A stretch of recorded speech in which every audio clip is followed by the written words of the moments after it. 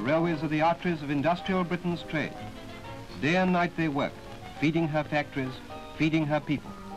It's a snapshot of Britain as we wanted the rest of the world to see us. A Britain about to go to war, but standing strong in the face of it. Most of the youngsters went away cheerfully enough.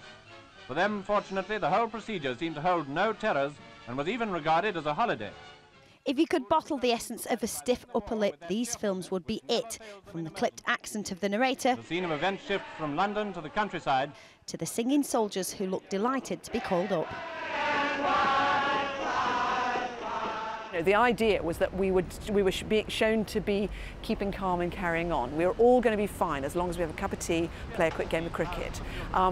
You know, there was no poverty in these films. There's no food queues. There's no, you know, and even when there is, you know, tricky things to do with the war, evacuation and so forth, we were doing it in the right spirit. and a state of war once more exists between Great Britain and Germany.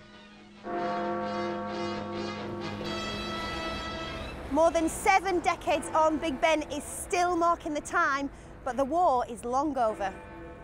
But you can't help but wonder what the people in the films would have made of Britain today. These women are doing a man's job.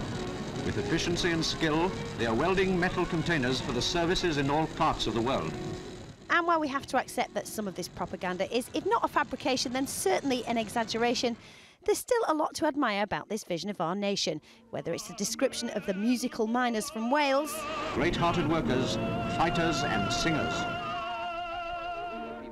or the war effort congregating in the local pub. Air raid wardens use it as their meeting place to discuss how to tackle a new type of incendiary bomb. It's a Britain that's different and familiar in equal measure. But there's one aspect of our culture that sadly seems to have disappeared forever. And every village has its leek club. You can't buy seed for these monster leeks in any shop. See, every propaganda film worth its salt should have a leak club. With Fliptrot, 5 News.